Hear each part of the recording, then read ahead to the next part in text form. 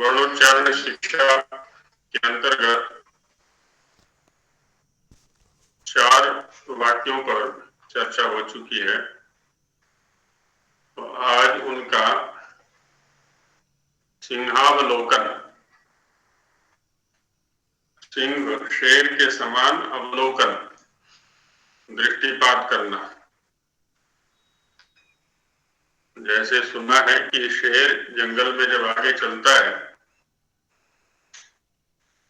तो थोड़ी थोड़ी देर पर पीछे मुड़ करके भी देखता रहता है कि मेरे पीछे कोई है तो नहीं,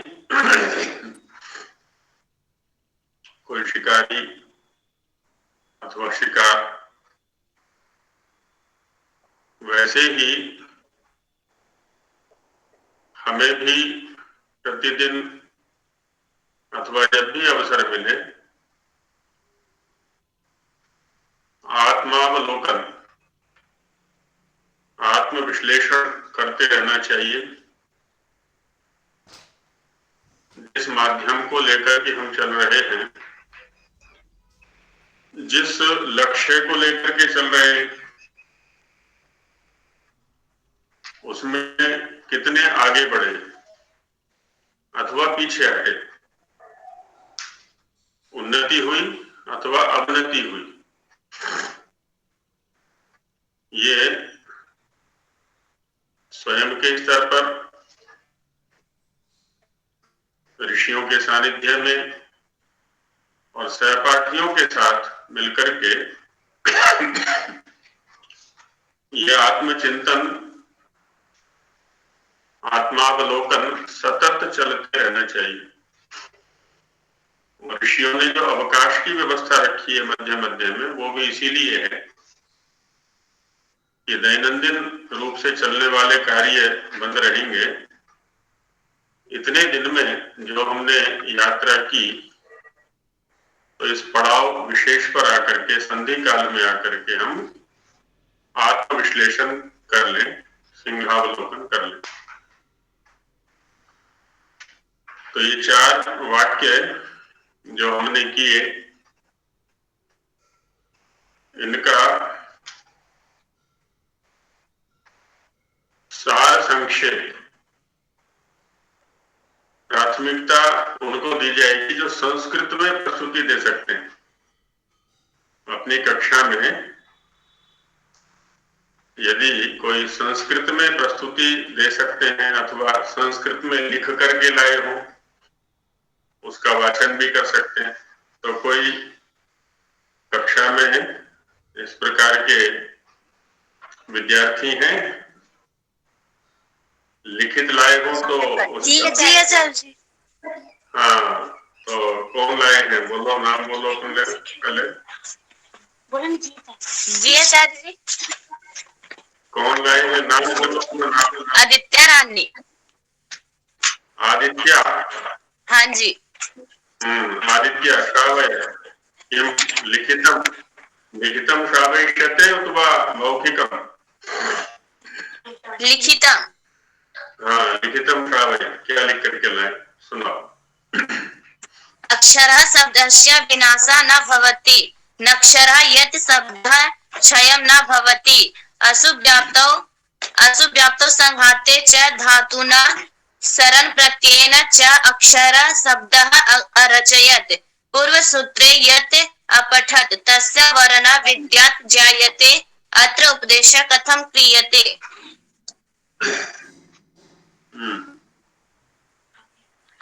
चतुर्नामपि वाक्यानां सारः। वर्णस्य ज्ञानस्य च यद् वाणे विषयः अस्ति, एतस्मिन् प्रब्रह्म शब्दः ब्रह्म च अस्ति। इष्टे बुद्धिं ज्ञानय वर्णशास्त्रस्य उपदेशं करोति, लघुतायै च उपदेशः क्रियते। आकाशात् वायोः च यत् शब्दः उद्भवति, तथैव शरीरः शरीरस्य प्रयोगः सामान्यरूपेण सम्पूर्णं शरीरात् आगच्छति। परन्तु अत्र शरीरस्य अर्थः, शरीरस्य अवयवः अस्ति, अर्थात् नादः अस्ति। यद् अर्थः अभवत् नादः प्रदेशात् ऊर्ध्वं भागं प्रति गतिं कुर्वन् मुखं यत् प्राप्तं भवति सः नादः भवति। आत्मबुद्धे च अर्थे सम्यक् प्रकारेण प्राप्तः करोति, मनः युक्तं च करोति। कथनयस्य इच्छात् मनः कायाग्नि अर्थात् जठराग्नि अग्नायस्य ताडयम् करोति, वायु प्रेरितं करोति, वायु उरस्य स्थाने गतिं कुर्वन् मंद स्वर उत्पन्नं करोति।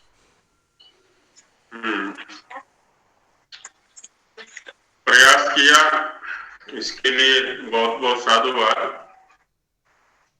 लेकिन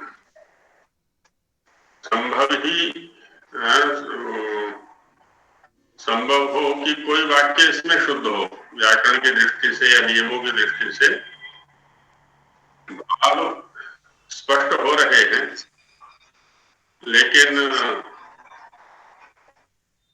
वाक्य योजना में पर्याप्त अशुद्धियां हैं, उनके शोधन की अपेक्षा है।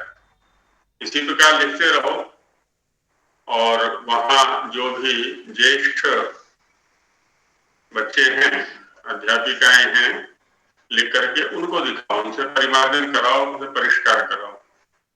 बहुत अच्छा प्रयास है, बहुत बहुत साधुवाद। और कोई लिख करके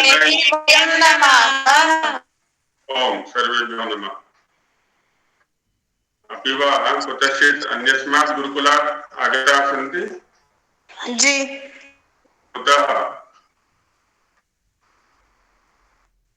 कुतः गुरुकुलात्? गार्गी गुरुकुलः। अस्तु अस्तु, गार्गी गुरुकुलात् सन्ति। सर्वेषां हार्दिकं स्वागतम्। हाँ, तो इसमें और परिष्कार की अपेक्षा है। अच्छा, और कोई लाए आचार्य जो? हाँ जी, मैं तरुणा आचार्य जी, मैं बोलना चाहती हूँ, मैं लिख के लाई हूँ आचार्य जी। करुणा गार्गी कन्या गुरुकुल से? नहीं नहीं आचार्य, हजारीबाग से? हजारीबाग से ही है? नहीं नहीं आचार्य जी। हाँ जी, स्वतंत्र हैं आप? जी, गुरुकुल से नहीं हूँ आचार्य जी। अच्छा, स्वतंत्र हैं। क्या शुभ नाम बताया आपने? इसमें तो हितेश लिखा हुआ आ रहा है। जी, मेरी आईडी में थोड़ी दिक्कत आ रही थी आचार्य जी, इसीलिए भाई की आईडी से जोड़ना पड़ रहा। अच्छा, क्या शुभ नाम है अपना? करुणा आचार्य जी। अच्छा, करुणा जी। करुणा या करुणा? करुणा। करुणा जी, हाँ, करुणा जी सुनाइए। बहुत अच्छा। थोड़ा सा विस्तृत हो गया आचार्य जी, क्योंकि शुरू से लेकर अंतिम तक का है। हाँ, 4 श्लोकों का भाव सुनाइए जी। सर्वप्रथमं वेदानाम् अवबोधनाय षड् वेदाङ्गः ज्ञातव्यः, तेषु सर्वेषु शिक्षा अत्यावश्यका। इयं वेदपुरुषस्य घ्राणः। वर्तमाने 240 शिक्षाग्रन्थाः प्राप्यन्ते। यस्मिन् पाणिनि 2 शिक्षाग्रन्थौ उपलभ्येते, सूत्रात्मकं श्लोकात्मकं च। व्याकरणं शिक्षा माध्यमेन एव सम्यक् रूपेण ज्ञातुं शक्नुमः। व्याकरणस्य व्युत्पत्त्यां शब्दानां विवेचनं क्रियते। महर्षि पाणिन्या अपि सर्वप्रथमं प्रतिज्ञावाक्ये वदत्, अथ शब्दानुशासनं क्रियते, किन्तु प्रत्याहार सूत्रेषु शब्दानाम् अपेक्षा वर्णनाम् अप्रयुज्यत। एतस्य कृते एतत् प्रश्नं स्वाभाविकम् अस्ति यत् प्रयुक्तः वर्णः। एतस्य सम्बन्धे महर्षि पतञ्जलिः समस्या निराकरोति यत् वर्णनम् एव अक्षरम् अस्ति, तत् अक्षरं कदापि क्षीणता न प्राप्यते, सर्वत्र व्याप्नोति च। तदनन्तरं केन कारणेन उद्दिश्यते वर्णज्ञानम्? अस्य समाधाने त्रीणि प्रयोजनानि उल्लिखितानि। प्रथमम् अस्ति सर्वे वेदाः वेदाङ्गाः सम्पूर्णसर्गस्य ज्ञानं शब्दे एव समाविष्टम्, एतदर्थं वर्णज्ञानम् अत्यावश्यकम्। द्वितीयं प्रयोजनं वर्णानां सम्यक् ज्ञानम्, अर्थात् कति वर्णाः, किं स्वरूपम्, उच्चारणस्थानं किम्, एतदर्थं शब्दज्ञानम् अभीष्टम्। तृतीयं प्रयोजनम् अस्य माध्यमेन सूत्राणाम् अल्पप्रयत्नेन एव बोधितुं शक्नुमः। सूत्रेषु लघुता प्राप्यते। एतस्य कृते त्रीणि प्रयोजनानि दातव्यानि। तदनन्तरं वर्णज्ञानस्य महत्तां विषये उच्यते। अक्षराणां संग्रहेण एव शब्दानां समाम्नायः। यतः कारणेन यतः कारणे एव कार्यं निहितं भवति। यदा सम्यक् रूपेण प्रयुज्यते ते शब्दाः भासन्ते तारकवत्, चन्द्रतारकवत्। अतः अक्षरसमाम्नायम् एव ब्रह्मराशि जातव्यः। यथा ब्रह्म पूजनीयः तथैव शब्दः अपि पूजनीयः। अतः शब्दज्ञानाय सदैव प्रयत्नं कर्तव्यम्। शब्दज्ञानेन एव वेदानां पुण्यः फलं प्राप्यन्ते। तदनन्तरम् एतत् प्रश्नम् उत्थापयति यत् वर्णानाम् उत्पत्तिः कथं वा केन कारणेन भवति। अस्मिन् विषये वैज्ञानिकः प्रक्रिया वर्णिता। आत्मा बुद्ध्या सह संगतिं करोति, तत्पश्चात् बुद्धिं निश्चयं करोति। सा मनः युङ्क्ते यत् सर्वाः इन्द्रियाः मनसः अधीनाः, तदा मनः विवक्षया कायाग्निं प्रताडयति। सा वायु हृदयात् समुच्चरन् कंठे अर्थात् मुखद्वारे उपैति। सा अव्यक्तध्वनिः नादः। तदा सा ध्वनि मुखस्य भिन्न भिन्न अव्ययेषु कर्णमाध्यमेन अर्थात् जिह्वा आदि माध्यमेन प्रविभज्य व्यक्तरूपेण अर्थात् वर्णत्वम् आगच्छति।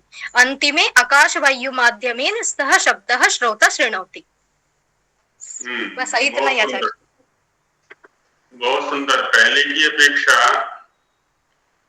परिष्कृत है, लेकिन और परिष्कार की अपेक्षा है। यहाँ पर भी सैद्धांतिक जैसे लिंग विभक्ति वचन है, उस पर और थोड़ा ध्यान देने की आवश्यकता है, लेकिन वो परिष्कार शीघ्र हो जाएगा यदि प्रतिदिन लिखते रहेंगे तो। बहुत अच्छा, बहुत बहुत साधुवाद।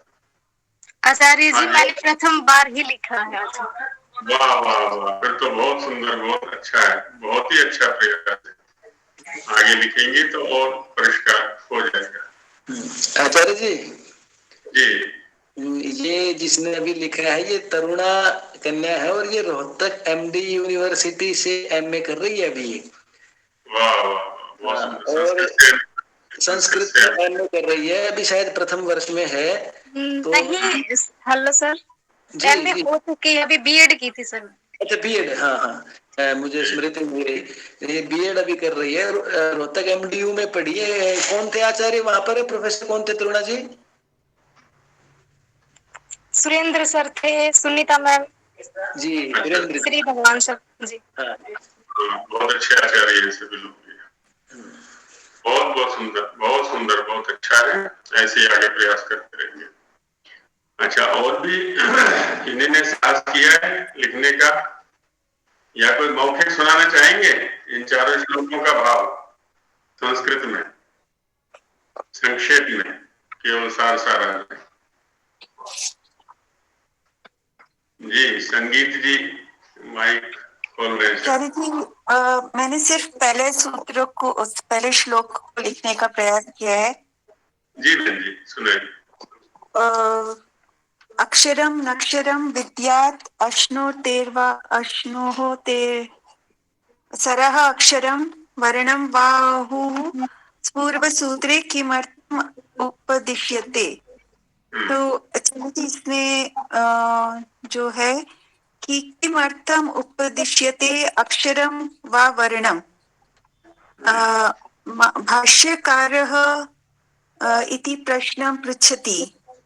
अक्षरम् इति वेदितव्यं प्रकारेण समासे यत् नये अक्षरं तद् अक्षरं न शयति इति। आध्यात्मिक व दार्शनिक स्वरूपे एतद् ब्रह्म व आत्मा निर्दिश्यते। इयं च लोके अक्षर इति एक ध्वनि वा यत् व्याप्नोति सः। व्याकरण उणादि पाठ स्थित अश् धातु योगे सरः प्रत्यय अक्षर शब्द प्राप्नोति। पूर्वसूत्रे व्याप्नोति वर्णानि अपि अक्षरम् उच्यते। बहुत सुंदर, बहुत सुंदर। आप तो गुड़गांव से है ना बहन जी? जी जी, गुरुग्राम से। बहुत अच्छा प्रयास किया है आपने, बड़ा स्तुत्य प्रयास है। अशुद्धियां हैं, कोई बात नहीं, अशुद्धियां हैं, वो कहावत है ना कि घुड़सवार ही गिरा करते हैं मैदाने जंग में, वो क्या गिरेंगे जो चलते ही घुटनों के बल हैं। तो सभी को प्रयास करना है इसी प्रकार। कुछ लोगों के मन में लगे बहुत समय लग गया इसी को करने में, तो कल दूसरे श्लोकों का प्रयास करके बता सकूंगी। हाँ बिल्कुल, बहुत सुंदर। होता क्या है, पढ़ हम सब लेते हैं, विचार भी कर लेते हैं, है ना? कुछ लोग पढ़ने में अच्छे होते हैं, कुछ लोग विचार करने में अच्छे होते हैं, कुछ लोग बोलने में अच्छे होते हैं। उनसे कहा जाए कि थोड़ा लिख करके दे दीजिए, एक निबंध, एक पृष्ठ, आधा पृष्ठ, तो लेखनी चलती नहीं है। मन के अंदर है विचार, वाणी से प्रवचन कर लेंगे वो, लेकिन जब लिखने के लिए बैठेंगे तो लेखनी नहीं चलती है। तो घबराएं नहीं, लिखें, धैर्य पूर्वक लिखें और बोले भी हैं, प्रस्तुति भी दें, क्योंकि हमें सभी प्रकार का अभ्यास करना है। जी, कुछ कहना चाह रहे सत्यवान जी? मौखिक रूप से आचार्य जी कुछ मैं भी प्रयास करके देखता हूँ। मैंने लिखा नहीं है, लेकिन मैं उसको चारों श्लोकों को थोड़ा सा मौखिक रूप से 1 मिनट में जितना भी संभव हो सकेगा मैं सुनाना चाह रहा हूँ, अति संक्षेप से। हाँ जी जी। वर्णोच्चारण शिक्षायाम अस्मिन् अध्याये सर्वप्रथमं तु वर्णस्य अक्षरस्य परिभाषा दत्ता प्रथमे श्लोके महाभाष्यकारेण। अस्मिन् परिभाषायां कथ्यते यत् अक्षरं यत् न क्षरम्, अर्थात यस्य विनाशं न भवति स अक्षरं कथ्यते। द्वितीय पक्षे तु कथितं यत् अशुं व्याप्तौ धातुना शरण प्रत्यय कृत्वा अश्नोति व्याप्नोति, अस्मिन् अर्थे अक्षर शब्दस्य निष्पत्ति क्रियता।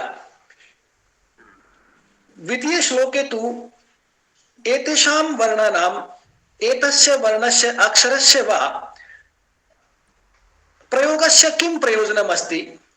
कथितं यत् वाच्यः विषयो अतः वर्णज्ञानम् उपदिश्यते। यत्र च ब्रह्मराशि वेदराशि वेदानां शब्दराशि अपि प्राप्यते अतः वर्णज्ञानम् उपदिश्यते। शास्त्रस्य लघुता प्राप्त्यर्थम् अपि इष्टानां वर्णानां प्राप्त्यर्थम् अपि एतेषां वर्णज्ञानम् उपदिश्यते। आकाश वायु प्रभव आकाश वायुभ्याम उत्पत्ति स्थलम यस्य वर्णस्य सह वर्णः नाभि प्रदेशात् ऊर्ध्वं गतिं कृत्वा मुखस्य द्वारं गच्छति प्राप्नोति सह नादः कथ्यते। स्थानांतरेषु विभिन्नेषु स्थानांतरेषु प्रविभज्यमानो वर्ण भावं प्राप्नोति,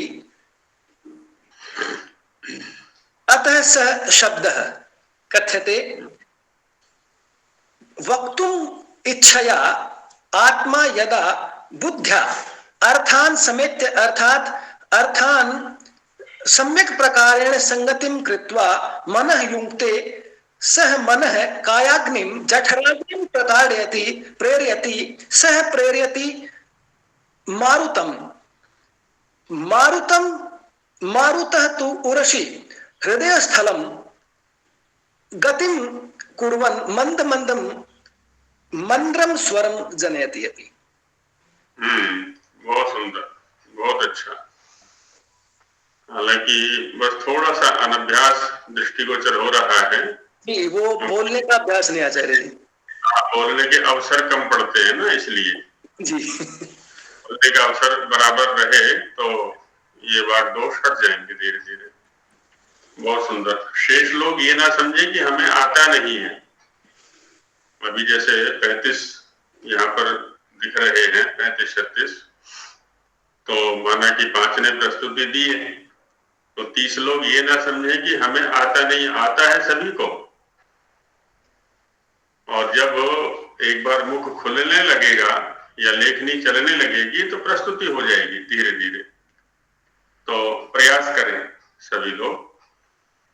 आगे आज जिनका प्रस्तुति हो गई है, कल उनसे भिन्न की लेंगे, इसलिए उनसे भिन्न को तैयार करके लाएं। प्रतिदिन एक दो की प्रस्तुति यहाँ लेते रहेंगे, जिससे कि सभी का अभ्यास हो जाए धीरे धीरे, लिखने का भी, वाचन करने का भी, और भाषण माने दूसरों के सामने प्रस्तुति का अभ्यास।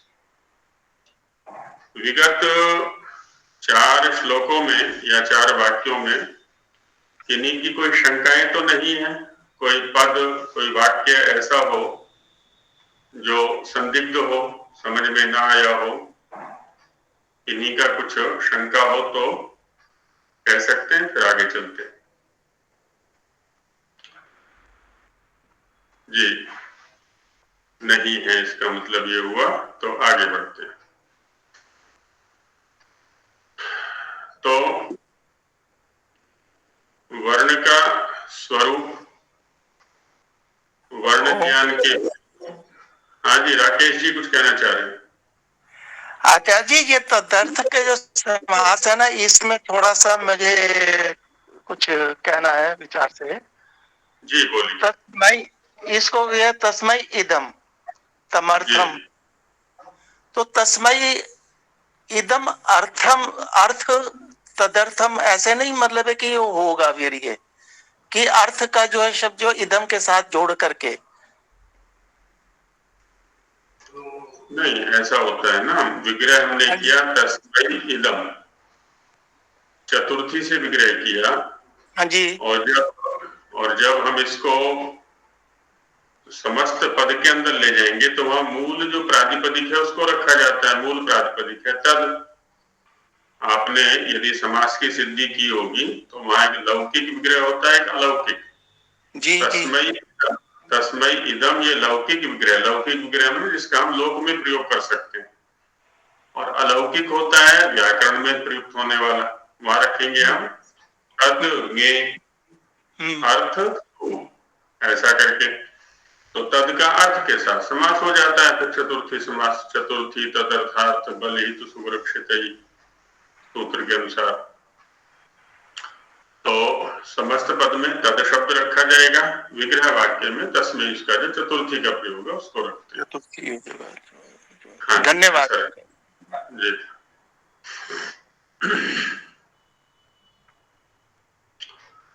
अब आगे बढ़ते हैं। 5वां श्लोक, कन्या गुरुकुल गार्गी से बच्चे जुड़े हुए हैं, तो इस 5वें श्लोक का पाठ करेंगे। वर्णोच्चारण शिक्षा सामने होगी उनके। तम अक्षरम को सम्मिलित स्वर में उच्चारण करेंगे गार्गी कन्या गुरुकुल से जो बच्चे जुड़े हुए हैं।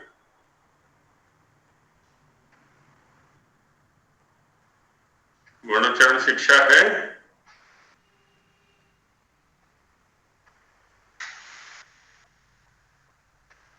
चलिए झारखंड वाले उच्चारण करें। अक्षरं ब्रह्म परं पवित्रं गुहाशयं सम्यगुषन्ति विप्रः शास्त्रेण साक्षाद्भ्युदयेन चैव सम्यक् प्रयुक्तः पुरुषं युनक्ति। बहुत सुंदर। कामधेनु शब्द सभी ने सुना होगा, कल्पवृक्ष शब्द भी सभी ने सुना होगा, और पौराणिक आख्यानों में कल्पवृक्ष है स्वर्ग के द्वार पर, कि जो कुछ भी वहां जाकर के उसके नीचे बैठ करके मांगते हैं वो सब मिल जाता है। तो उसी कल्पवृक्ष या कामधेनु, कामधेनु भी इसी प्रकार की धेनु है, उससे जो कुछ मांगते हैं वो सब मिल जाता है। तो वो कामधेनु क्या है? विद्या। वो कल्पवृक्ष क्या है? विद्या, यथार्थ ज्ञान। ये विद्या ऐसी कामधेनु है, ऐसा कल्पवृक्ष है जैसा जैसा ये कहती है यदि हम वैसा वैसा चलते हैं तो जो कुछ हम चाहते हैं वो सब उपलब्ध होता है। महाभाष्य में 6 अध्याय के प्रथम पाद में सप्ततुकोर सिद्धा सूत्र के व्याख्यान के प्रसंग में एक वाक्य उद्धृत किया है भाष्यकार ने। एकः शब्दः सम्यक् ज्ञातः सुप्रयुक्तः स्वर्गे लोके कामदुक् भवति। और गत वाक्य में भी चर्चा की थी, सर्ववेद पुण्य फलावाप्तिश्च अस्य ज्ञाने भवति। टीकाकारों ने इस वाक्य में थोड़ा सा और आगे बढ़ाया हुआ है। सर्ववेद पुण्य फलावाप्तिश्च अस्य भवति के बाद एक वाक्य और जोड़ा है, माता पितरौ चास्य स्वर्ग लोके महीयेते। कि जो इस अक्षर ज्ञान को अच्छे प्रकार से संपन्न कर लेता है, ज्ञान और व्यवहार के स्तर पर, इसको तो पुण्य फल की अवाप्ति होती है। इसके जो माता पिता है ना, स्वर्ग लोक में उनकी भी बड़ी महिमा होती है। जो व्यक्ति विद्या प्रधान ज्ञान प्रधान जीवन जिएगा वो स्वर्ग लोक में ही रहेगा। जहां भी रहेगा वहां स्वर्ग ही होगा। और जब वो स्वर्ग में रहेगा उसको पुण्य की प्राप्ति होगी, उसको सुख की प्राप्ति होगी, तो उसके माता पिता का महिमा मंडन तो स्वतः होगा। इसके माता पिता कितने पवित्र रहे होंगे। उपनिषदकार ने कहा हुआ है कि पितरौ या पिता प्रश्नः पुत्रः उत्तरः। पिता प्रश्न कोटि में है कि किसी के पिता कैसे हैं, किसी की माता कैसी है, तो कहते हैं पुत्र या संतान के चरित्र को देख करके अनुमान कर ले ये इसके माता पिता कैसे होंगे। पुत्र उत्तर, उत्तर पुत्र से मिलता है, पुत्र के आचरण से मिलता है। आचार कुलम आख्याति है ना, आचरण से, हमारे आचरण से हमारे खानदान का, हमारे कुल का परिचय मिलता है कि किस प्रकार के आचरण का ये बच्चा है, ये व्यक्ति है। तो यहां पर भी वही चर्चा चल रही है कि जब हम इस यथार्थ विद्या के अंदर प्रवेश करते हैं, यथार्थ विद्या के अनुसार अपने चरित्र का निर्माण करते हैं, न केवल हमें पुण्य की प्राप्ति होती है, सुख की प्राप्ति होती है, आनंद की प्राप्ति होती है, अपितु हमारे जो माता पिता हैं उनको भी सुख की प्राप्ति होती है। और कहते हैं ना कि अमुक तीर्थ में स्नान करने से कई पीढ़ियां तर जाती है। ये विद्या तीर्थ ही तो है वो, जिसमें स्नान हम करेंगे, स्नातक बनेंगे, स्नान करके उल्टे कर्म करेंगे तो अपनी कई पीढ़ियों को डुबो देंगे। उल्टे कर्म करने से हमारी विगत पीढ़ियां भी डूबेंगी और आगामी पीढ़ियां भी डूबेंगी। और अच्छे कर्म करेंगे, विद्या के अनुकूल कर्म करेंगे, ऋषियों के अनुकूल कर्म करेंगे तो पिछली पीढ़ियां भी प्रसिद्ध हो जाएंगी और आगामी जो आने वाली पीढ़ियां हैं वो भी अच्छे मार्ग पर चलेंगी। तो दोनों पीढ़ियां तर जाती है उसके कर्म से। इसी बात की चर्चा यहाँ की जा रही है। भाष्यकार ने वही संकेत दिया कि एक शब्द, यदि शब्द पर अधिकार हो गया, शब्द ज्ञान हमने अच्छे प्रकार से संपन्न कर लिया, ज्ञान ही नहीं सुप्रयुक्त, उसका प्रयोग भी हमने काल प्रसंग प्रकरण आदि के अनुसार ठीक ठीक कर दिया, तो स्वर्गे लोके है ना, स्वर्ग में और लोक में भी कामदुक् भवति, सभी प्रकार के कामों को दोहने वाला, पूर्ण करने वाला बनता है। दुहा प्रपूर्णे धातु। तो इसी सिद्धांत की ओर ये आगे श्लोक संकेत कर रहा है कि तम अक्षरम। देखिए अक्षर शब्द का प्रयोग यहाँ पुल्लिंग में है, इसलिए सह तौते तम तौतान, तम प्रथम द्वितीय का द्विवचन है यहाँ पर ये, कि तम अक्षरम, उस अक्षर को, ऐसे को ब्रह्म, जो कि ब्रह्म है, ब्रह्म स्वरूप है। देखिए, ब्रह्म का शाब्दिक अर्थ होता है बड़ा, है ना। ब्रह्म माने बड़ा। किस दृष्टि से बड़ा? कोई ज्ञान की दृष्टि से बड़ा है, कोई बल की दृष्टि से बड़ा है, कोई धन की दृष्टि से बड़ा है, कोई यश की दृष्टि से बड़ा है, और जो सभी दृष्टियों से बड़ा है। कोई विषय ऐसा नहीं है, कोई दृष्टि ऐसा नहीं है जिसमें कि वो छोटा हो। तो इसलिए हम उसको कह देते हैं परब्रह्म। ब्रह्म का शब्द, ब्रह्म शब्द का प्रयोग हम उसी के लिए करते हैं जहां पर निरतिशय बृहत्व है, जहां पर सबसे बड़ा, जिसको हम कह सकते हैं ना सबसे बड़ा, ना उससे बड़ा और कोई नहीं है। इसलिए ब्रह्म शब्द का प्रयोग भी उसी के लिए करते हैं, नीचे वालों के लिए करते ही नहीं। क्योंकि नीचे वाले जो बड़े हैं वो सापेक्ष स्तर पर हैं, उससे भी बड़ा कोई और मिलेगा, उससे भी बड़ा कोई और मिलेगा। हम अपने परिवार में बड़े हो सकते हैं, अपनी कक्षा में बड़े हो सकते हैं, अपने विद्यालय में, गांव में, नगर में बड़े हो सकते हैं, लेकिन हमसे भी बड़े हैं संसार में, धन में, बल में, विद्या में, ज्ञान में, ध्यान में। तो उससे बड़ा, उससे बड़ा, उससे बड़ा और सबसे बड़ा, जिससे बड़ा और कोई नहीं है। इसलिए हम उसके लिए ब्रह्म शब्द का प्रयोग कर देते हैं। यही स्थिति ध्वनि के स्तर पर है, अक्षर के स्तर पर है। जो लिखा है उसकी अपेक्षा जो ध्वन्यात्मक है वह व्यापक है। ध्वनि की अपेक्षा जहां से वो ध्वनि आ रही है वह व्यापक है, वो बड़ा है, वो अक्षर है, न मिटने वाला है।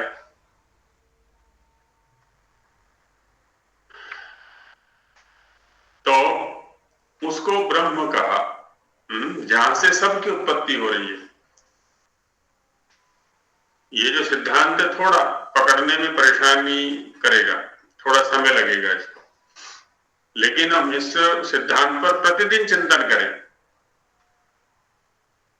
एक उपनिषदों की परंपरा में एक उपनिषद है केनोपनिषद, है ना। पहला ईश है, दूसरा केन है, ईश, केन, कट इत्यादि क्रम से ना केन उपनिषद। वहां संवाद है। तो पहला प्रश्न किया है केन इशितम प्रेषितम। इशितम प्रेषितम, किसकी इच्छा से और किसकी प्रेरणा से ये मन काम कर रहा है, अंतःकरण काम कर रहा है, ये बाह्य इंद्रियां काम कर रही है। हम तो असल में चिंतन नहीं करते ना इस विषय पर। इच्छा हुई, हाथ उठा दिया, पुस्तक को उठा लिया, साइकिल चला ली। ये पैर कैसे चल रहे हैं, किसकी इच्छा से और किसकी प्रेरणा से चल रहे हैं? ये हाथ किसकी इच्छा और किसकी प्रेरणा से उठा? मन ने जो मनन कार्य किया वो किसकी इच्छा और किसकी प्रेरणा से किया? हम सोचते ही नहीं। जिस दिन सोचना आरंभ करेंगे तो उत्तर अंदर से मिलेगा कि कोई और शक्ति है पीछे, वही ब्रह्म है।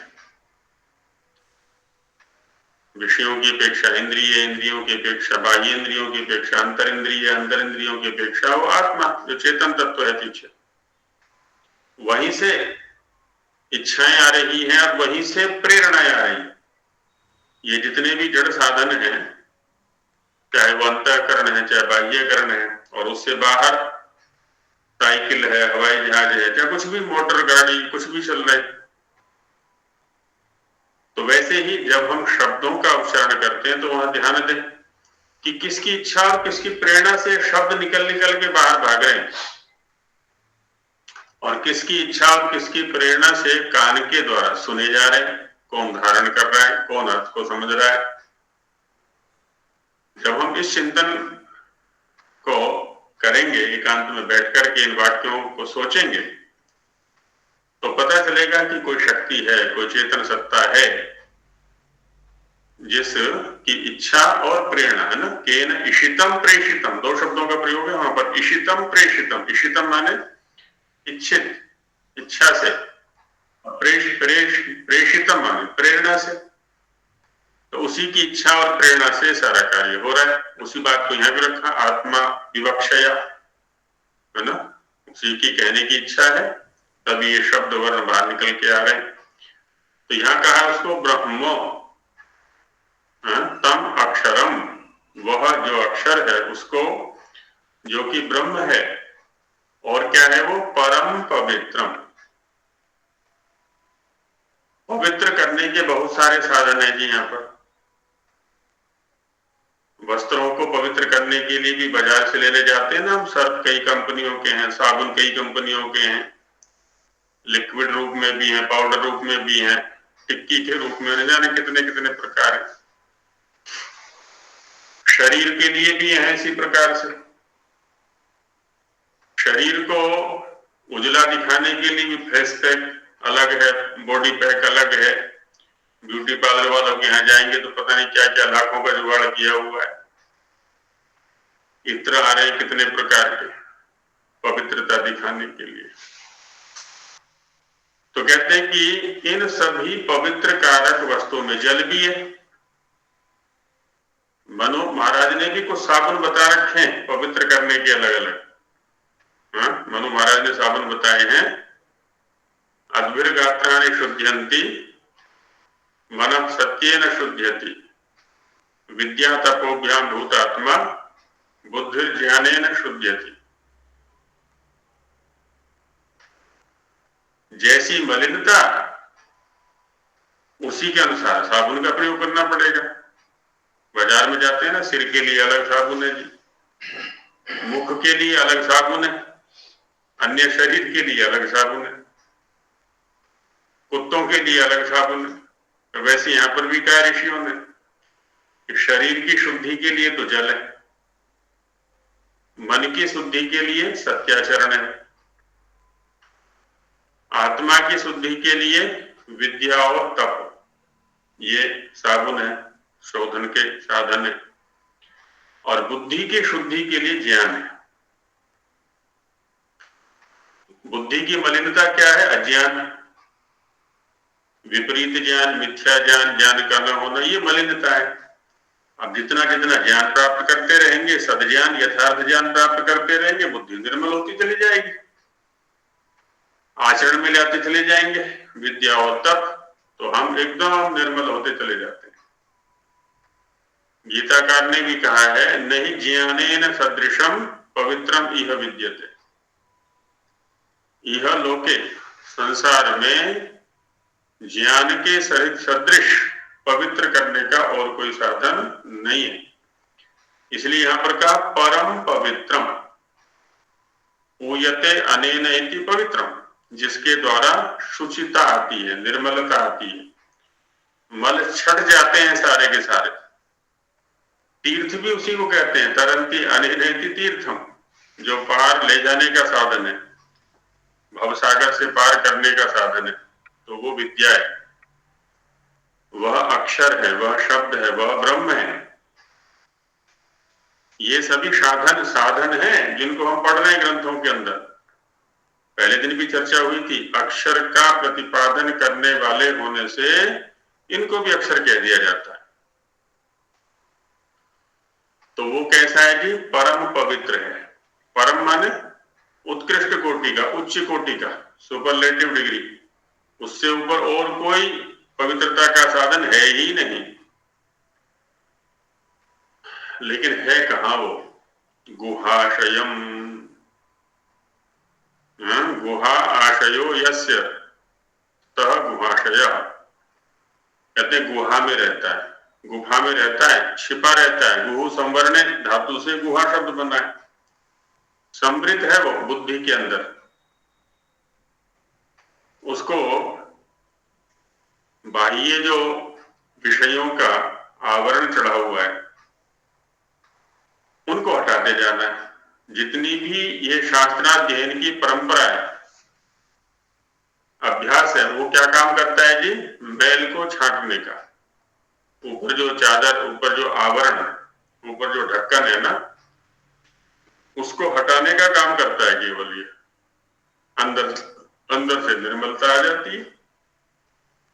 जैसे दर्पण है ना, धुंधला हो गया वो, मिट्टी पड़ पड़ के साफ कर दिया पानी डाल के, चरित्र जो चित्र है हमारा वो साफ दिखने लगता है। तो वैसे यहाँ पर भी कहते गुहा में है वो।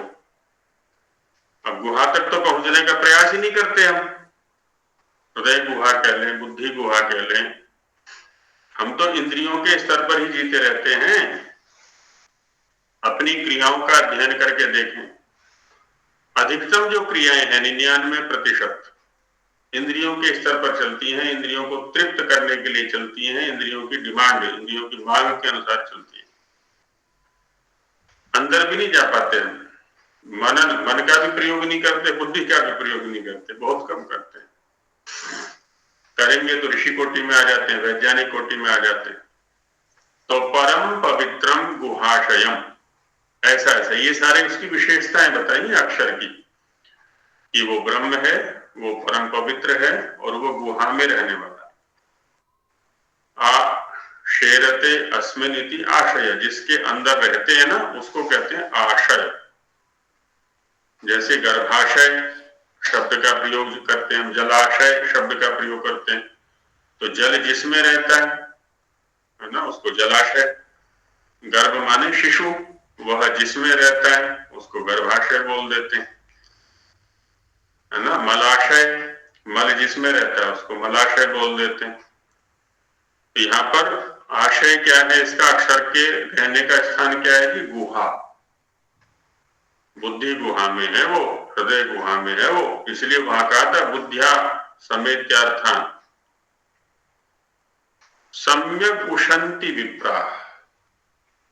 जो विप्र लोग हैं, जो ब्राह्मण लोग हैं, ब्रह्म का चिंतन, ब्रह्म की प्राप्ति, ब्रह्म का सानिध्य चाहने वाले लोग हैं, वे उसकी सम्यक माने अच्छी प्रकार से, उशंति माने कामना करते हैं।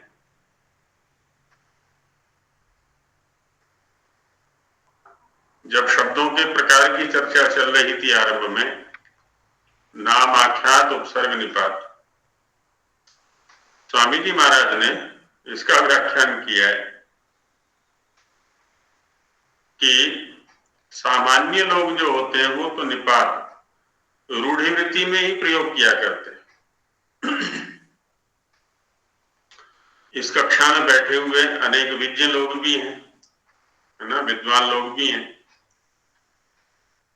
प्रातः काल से लेकर के सायंकाल तक प्रयुक्त होने वाले वाक्यों को या शब्दों को लिख लें आप, जो आपके द्वारा प्रयुक्त हो रहे हैं या श्रुत हो रहे हैं, सुने जा रहे हैं, और फिर देखें कि इनमें से कितने शब्दों के अर्थ हम जानते हैं। प्रायः नहीं जानते, रूढ़िवृत्ति में या संज्ञा शब्द के रूप में ही प्रयोग करते रहते हैं। परंपरा से प्राप्त है, हमारे पिताजी प्रयोग करते थे, हमारे गुरुजी प्रयोग करते थे, हमारे मित्र प्रयोग करते थे। दूसरों से सुन करके दूसरों के उधार दिए गए शब्दों का ही हम प्रयोग करते रहते हैं। शब्द भी और अर्थ भी ना, अर्थ के ऊपर चिंतन है ना शब्द के ऊपर चिंतन है। तो यहाँ कहते हैं जो विप्र लोग हैं, विशेष रूप से जो अपने आप को पूर्ण करने वाले, प्रातीति विप्रा, प्रापूर्ण धातु है। विशेष मननशील हैं, जो चिंतनशील हैं, जो मनीषी लोग हैं, वे ही उसकी उशंति माने कामना करते हैं, वे ही वहां तक पहुंच सकते हैं, दूसरे नहीं।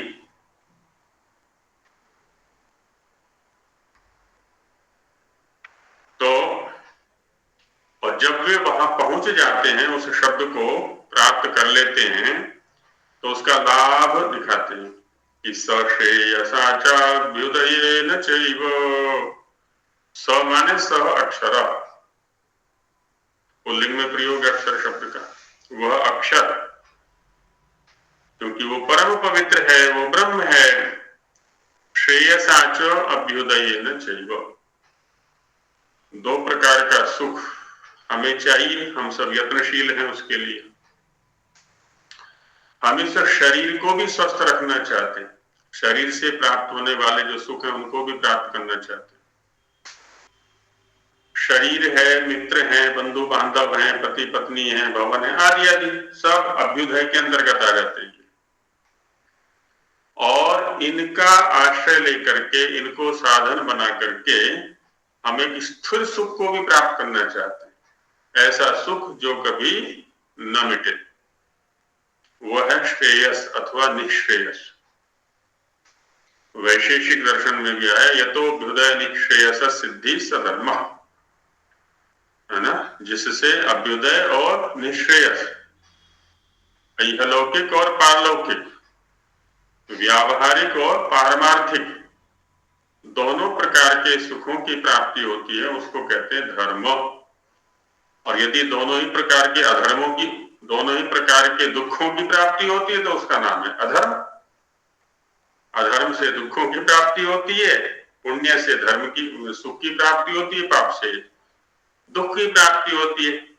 यदि हमारे जीवन में दुख है, क्लेश है, कष्ट है, इसका मतलब कहीं ना कहीं धर्माचरण कर रहे हैं हम, जाने या अनजाने। और यदि सुख है, आंतरिक रूप से हम स्वस्थ हैं, तो धर्माचरण कर रहे हैं, स्वयं ही आकलन कर सकते हैं। तो ये कह रहा है कि सश्रेयसाचाभ्युदयेन चैव, वह अक्षर हमें श्रेयस और अभ्युदय से युक्त कर देता है। संसार में तो सुख मिलेगा ही हमें, सांसारिक स्तर पर जो मिलना चाहिए, लेकिन इस संसार के माध्यम से, इस अनित्य साधन के माध्यम से जो स्थिर सुख है, जिसको हम त्रिविध दुखों की अत्यंत निवृत्ति कहते हैं, कि तीनों स्तरों पर दुखों को प्राप्त न होना, है ना, वह लंबे समय तक उस स्थिति में रहना, उसकी भी प्राप्ति करा देता है। लेकिन किसको? अंतिम चरण में कहा सम्यक प्रयुक्त पुरुषम युनक्ति। सम्यक प्रयुक्ता, जो इन शब्दों का अच्छी प्रकार से प्रयोग करना जानता है। कौन है जी वो? पुरुष, इस नगरी में रहने वाला, इस शरीर में रहने वाला, शरीर में रहने का अधिकार जिसको प्राप्त हुआ है ना, लक्ष्य के अनुकूल यदि शब्दों का प्रयोग करेगा, ज्ञानार्जन करेगा, तो निश्चित रूप से वह श्रेयस और अभ्युदय से युक्त होगा। ये जिम्मेदारी शब्द की है, और वो शब्द हमारे द्वारा प्रयुक्त होने पर निश्चित रूप से निश्रेयस और अभ्युदय की प्राप्ति कराएगा।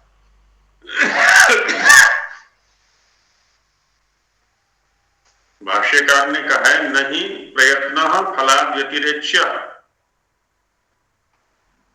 प्रयत्न को फल से अलग नहीं कर सकते। जैसा प्रयत्न करेंगे, जितना प्रयत्न करेंगे, वैसा और उतना फल अवश्य मिलेगा।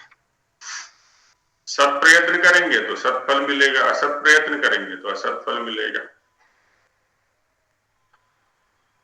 तो वही चीज यहां पर भी कही है कि वह अक्षर, है ना, ब्रह्म है, परम पवित्र है, गुहा में रहने वाला है।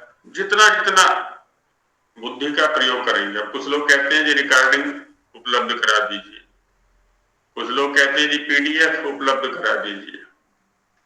बुद्धि का प्रयोग करना नहीं चाहते, समय मोबाइल पर तो लगा देंगे घंटों घंटों, और कई घंटे भी लगा देते हैं। रात को बैठ गए यदि 9 बजे खोल करके, पता ही नहीं चलेगा कब रात चलेगी। लेकिन जिस काम को करने के लिए शरीर को लिया हमने, इतना बड़ा मूल्य चुका करके, उसके लिए समय नहीं है, उसके लिए रिकॉर्डिंग चाहिए। तो बुद्धि का प्रयोग करें। करत करत अभ्यास के जड़मति होत सुजान, रसरी आवत जातते सिल पर परत निशान। अपने आप को जो जड़ बुद्धि समझते हैं ना, कि समझ में नहीं आता है, अवस्था बड़ी हो गई है, ऐसा नैराश्यपूर्ण चिंतन न रखें। बुद्धि का परिमार्जन कभी भी कर सकते हैं, अभ्यास की आवश्यकता है, लग जाए दृढ़ता के साथ में। तो वही कहा कि हमें विप्र बनना है, हमें ब्राह्मण बनना है। ऋषियों की तो घोषणा है, ब्राह्मणेन निष्कारणो धर्म षडंगो वेदो ध्येयो ज्ञेयश्चेति। प्रत्येक व्यक्ति ब्राह्मण है, ब्राह्मण है माने बड़ा बनना चाहता है। हम में से कोई भी व्यक्ति ऐसा नहीं है जो छोटा रहना चाहता हो। अधिकतम धन लेना चाहता है, अधिकतम बल लेना चाहता है, अधिकतम विद्या लेना चाहता है, अधिकतम सुख लेना चाहता है। तो जिसमें अधिक की इच्छा है वो ब्राह्मण है, क्योंकि ब्रह्म की ओर, बड़प्पन की ओर बढ़ना चाहता है वो। तो कहते हैं ब्राह्मण बनना चाहते हो तो ब्राह्मण निष्कारणो धर्म, बिना किसी कारण के हम सभी का ये परम धर्म है। षडंगो वेदो ध्येयो निश्चित, 6 अंगों सहित वेद का अध्ययन भी करना है, ज्ञान भी करना है। उसके बिना ब्राह्मण नहीं बन सकते। केवल सफेद कपड़े पहन के, धोती कुर्ता पहन के, चोटी रख करके ब्राह्मण नहीं बन जाएंगे। ब्राह्मण के घर में जन्म लेकर के ब्राह्मण नहीं बन जाएंगे। तो उसी बात को यहां, जिस दिन हम ब्राह्मण बन जाएंगे, 6 अंगों सहित वेद का अध्ययन करने के अधिकारी और करने लगेंगे और करेंगे, उस दिन दोनों प्रकार के सुखों की अवश्य प्राप्ति होगी। इसमें कोई बाधा नहीं है। तो इस प्रकार से ये श्लोक समझ में आ गया होगा। यहां तक इस ग्रंथ का भूमिका का जो भाग है ना वो पूर्ण हुआ, परिचय करा दिया विषय से। अब आगे शब्द का लक्षण करते हैं। इसी श्लोक में कोई संदिग्ध पद तो नहीं है किन्हीं के लिए? आचार्य जी, यहाँ पे अभ्युदय का क्या अर्थ है? अभ्युदय माने लौकिक सुख, श्रेयस माने पारमार्थिक सुख, जिसको मोक्ष कह देते हैं, मुक्त अवस्था कह देते हैं, लंबे काल तक स्थिर रहने वाला सुख निश्रेयस या श्रेयस है, और लौकिक स्तर पर प्राप्त होने वाला सुख ही अभ्युदय है। हम अच्छे शब्दों का प्रयोग करते हैं, मित्रों से प्राप्ति, संबंधियों से सुख की प्राप्ति।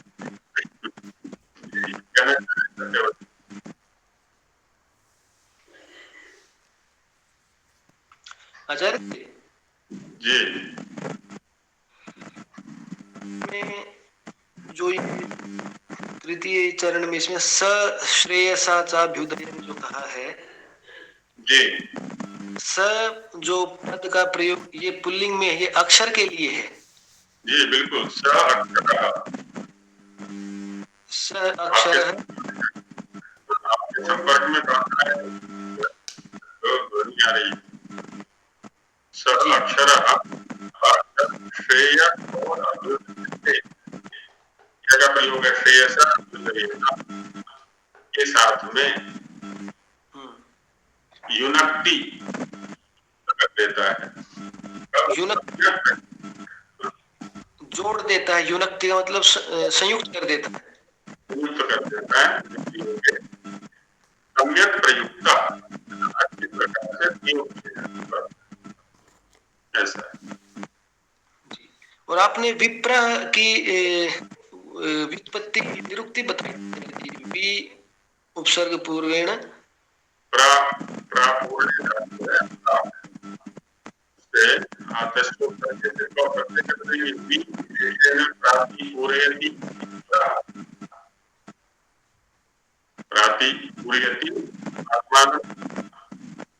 अपने आप को पूर्ण कर देता है, इस कारण है कर देता है।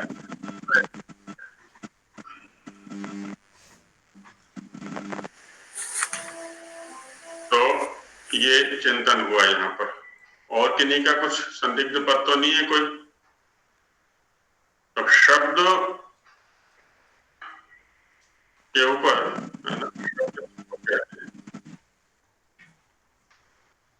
शब्द का एक लक्षण, वैसे तो पीछे कुछ चर्चा करके आए थे हम, जिसमें उत्पत्ति आदि का है। व्यावहारिक स्तर पर देखेंगे तो श्रोत्रोपलब्धि बुद्धि निर्ग्राह्य प्रयोगेणाभिज्वलित आकाश देश शब्द, 4 लक्षण शब्द के यहाँ पर दिए। पहला है श्रोत्रोपलब्धि, बहुव्रीहि समास है यहाँ पर। श्रोत्रेण उपलब्धि ही यस्य। श्रोत्र शब्द सब जानते हैं, श्रूयते अनेन कि श्रोत्रम जिसके द्वारा सुना जाता है, जो श्रोत्रेंद्रिय है, कर्णेंद्रिय है, कान जिसको बोलते हैं। तो श्रोत्रेंद्रियेण है ना, श्रोत्रेण उपलब्धि ही, श्रोत्र के द्वारा उपलब्धि होती है जिसकी।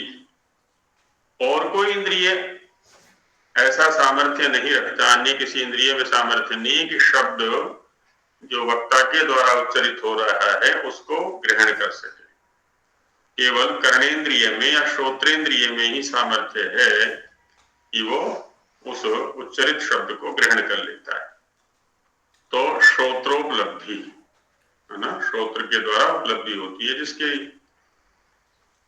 और बुद्धि निर्ग्राह्य, ग्रहण करने का सामर्थ्य बुद्धि में, इसलिए यहां भी बहुव्रीहि समास होगा, या तृतीया तत्पुरुष कर सकते हैं। बुद्ध्या निर्ग्राह्य, बुद्धि निर्ग्राह्य। निर्ग्राह्य निर्निश्चयेन गृह्यते असौ निर्ग्राह्य, निश्चय पूर्वक जिसका ग्रहण होता है वो है निर्ग्राह्य शब्द।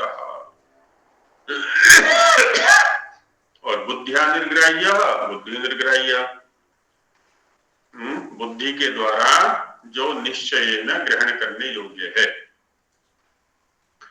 तो बुद्धि में ग्रहण करने का सामर्थ्य है, श्रोत्र में उपलब्धि का सामर्थ्य है। प्रयोगेणाभिज्वलिता, और प्रयोग के द्वारा, जैसा पीछे चर्चा करके आए थे, है ना, प्रयोग माने स्थान और करण का जब हम प्रयोग करते हैं तो शब्द उज्ज्वलित होता है, प्रकाशित होता है। तो प्रयोगेण अभिज्वलिता, प्रयोग से जो अभिज्वलित होता है, प्रकाशित होता है, प्रस्तुत होता है, स्पष्ट होता है, या अभिव्यक्त होता है, या उत्पन्न होता है। वक्ता ने शब्द को बोला, श्रोता तक पहुंचने में कुछ तो समय लगेगा, कितना लगेगा वो एक अलग बात है। उस मध्य शब्द कहाँ रहता है? तो आकाश देश, आकाश देश यस्य सह आकाश देश, आकाश में वो रहता है। ये 4 लक्षण दिए यहाँ पर। श्रोत्र से उसकी उपलब्धि होती है, श्रोत्रेण उपलब्धि ही। बुद्धि निर्ग्राह्य, बुद्धि के द्वारा उसका निश्चय ग्रहण होता है। प्रयोगाभिज्वलिता या प्रयोगेण अभिज्वलिता, है ना, स्थान और करण के प्रयोग से वह प्रकाशित होता है, अभिव्यक्त होता है, द्योतित होता है। और आकाश देश, आकाश में रहता है वो, आकाश उसके रहने का स्थान है। तो इन 4 लक्षणों वाला जो है स शब्द, उसको शब्द कहते हैं। तो इन 4 परिभाषाओं में, इन 4 लक्षणों में ना शब्द को दिखाया गया। तो एक श्लोक और एक सूत्र पर, जो कि महाभाष्य का वाक्य है ये, उस पर चर्चा की गई। कल को हम वर्ण कितने हैं, वैसे तो कापी पेन सबके पास रहते ही होंगे, तो अपने अपने कापी पेन लेकर के बैठें। कागज कुछ बड़ा हो तो और अच्छा रहेगा, नहीं तो जो भी कापियां हैं, रजिस्टर हैं सामान्य, क्योंकि कुछ इसमें लिखे हुए हैं वर्ण, इनके आधार पर कुछ और वर्णों को हम सोचेंगे, दार्शनिक दृष्टि से भी, प्रायोगिक दृष्टि से भी, व्यावहारिक दृष्टि से भी। और हम देखेंगे उसमें कि संस्कृत के अंदर प्रत्येक ध्वनि के लिए अलग अलग वर्ण हैं। सामान्य रूप से 63 कहा हुआ है कि 63 होते हैं, लेकिन इनसे भी अधिक हैं। व्यवहार में लगभग इतने ही आते हैं, इसलिए उनको 63 करके परिगणित कर दिया है। बाकी दार्शनिक दृष्टि से जब हम चिंतन करेंगे तो और भी कहीं अधिक संख्या इनकी हमें प्राप्त होने वाली है। तो साथ में लिखा देंगे उनको बोल बोल करके। हाँ जी, कुछ कहना चाह रहे हैं? इस कार्य का क्रम को अगर देखें तो ये जो अंतिम पद है इसको पहले लेने में कोई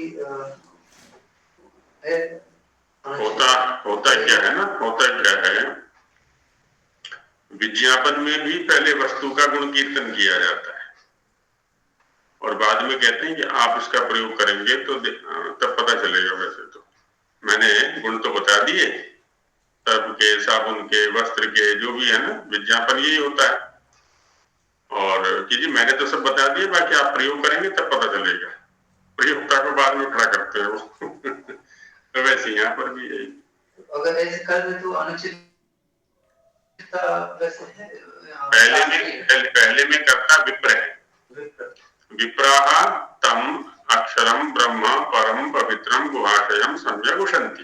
पहले में जो है ना विप्र करता है, और दूसरे में वह सह वर्ण अक्षर सह प्रयुक्तः सम्यक प्रयुक्तः पुरुषम श्रेयसा च अभ्युदयैर्चैव युनक्ति। अन्वयदि करेंगे ना तो ऐसा बनेगा। तो यहाँ पर द्वितीय पंक्ति में स करता है और प्रथम पंक्ति में विप्राह करता है। इस छठी वाली पांचवी की बात कर रहे हैं ना, छठे में तो श्रोत्रोपलब्धि शब्द का लक्षण। हाँ। तो शब्द के लक्षण में तो यही होता है। यहाँ से अगर हम शुरू करें इस कारिका को, प्रयोगेण अभिज्वलति ज्वलित आकाश देश श्रोत्रोपलब्धि बुद्धि निर्ग्राह्य। आप अपने बचपन में जाइए। हाँ। शब्द कहाँ मिला आपको? पहले प्रयोग किया है आपने या उपलब्ध हुआ है? आप अपने बचपन में जाएंगे तो सबसे पहले तो कान से उपलब्ध हुआ है, उसके बाद आपने अभिव्यक्ति दी है, बुद्धि से निग्रह हुआ है, उसका ग्रहण हुआ है ना, उसके बाद प्रयोग किया है आपने। पहले प्रयोग नहीं किया है, पहले तो कान से उपलब्ध किया है उसको। तो यहाँ पर भी क्रम यही है। चलिए अब यही विराम लेते हैं, कक्षा का समय हो गया है। मंत्र पाठ। ओम सहनावतु सहनौ भुनक्तु सह वीर्यं करवावहै तेजस्विनावधीतमस्तु मा विद्विषावहै। ओम शांति शांति शांति। नमस्ते आचार्य जी। नमस्ते सभी को, नमस्ते। नमस्ते गुरुदेव। गुरुवे नमः।